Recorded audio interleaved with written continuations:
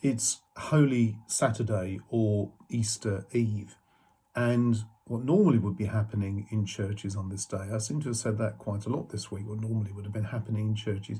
But anyway, what normally would have been happening is that many churches would be a hive of activity, people getting ready for Easter Day in a variety of ways, maybe decorations with flowers.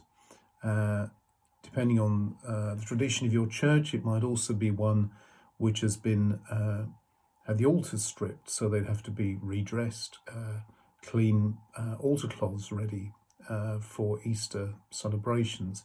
Statues, if there are, may be covered, statues to be uncovered, and the church to be clean within an inch of its life and got ready for the greatest celebration of the Christian year.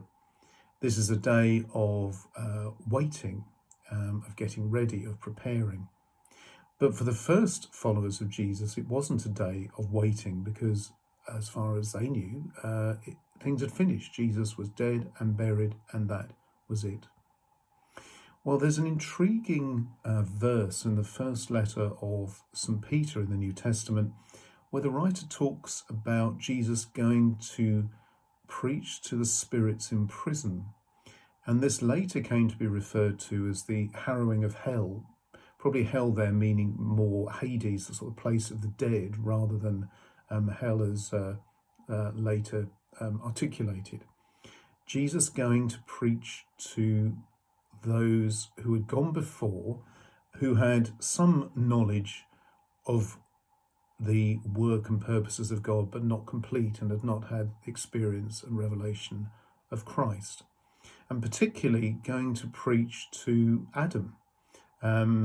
Jesus is referred to by St. Paul as a second Adam, and this is a second Adam going to rescue the first. It's a very, very powerful image, and if you type in, if you Google harrowing of hell, you'll find many paintings, many images trying to show something of what that meant. It's a very, very dramatic image. Now, we may be feeling at the moment that we are waiting for some kind of normality, waiting to get through this.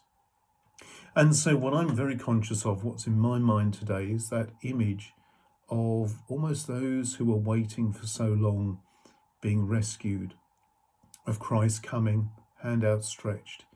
And I see, if you like, Christ in front of me with his hand outstretched, beckoning me to come, saying that this period of waiting will come to an end, and there will be something more for us beyond that. You might like to go onto YouTube and put in an ancient homily on Holy Saturday. This is from the 2nd century, a bishop called Melito or Melito of Sardis. And you may be thinking, why on earth is he worrying himself about some 2nd century bishop's homily? But it's very, very striking. The language is very striking. The video you'll find does have some music in the background and some very, very striking images. And I found that very helpful when a colleague had put a link through to that on Facebook earlier today. And the extract begins, "Something strange is happening. There is great silence on earth today, a great silence and stillness. The earth keeps silence because the king is asleep. The earth trembles and is still because God has fallen asleep in the flesh, and he has raised up all who have slept ever since the world began. God has died in the flesh, and hell trembles with fear." And towards the end of the extract, we have Jesus directly addressing Adam. "Rise, let us leave this place. The enemy led you out of the earthly paradise. I will not restore you to that paradise, but I will enthrone you in heaven. I forbade you the tree that was only a symbol of life, but see, I who am life itself am now one with you." I think these are very, very striking words. And so I just want to give you today that notion of waiting, and also that image of Christ lifting people up and into the place of life. And we can keep both these things in mind as we approach Easter Day. It will not be an Easter like others, but nonetheless, we can celebrate the resurrection of Jesus Christ. And just a reminder that if you want to view acts of worship, there are a good many being streamed online. To commend to you St Bartholomew the Great Smithfield, pre-recorded Easter services there.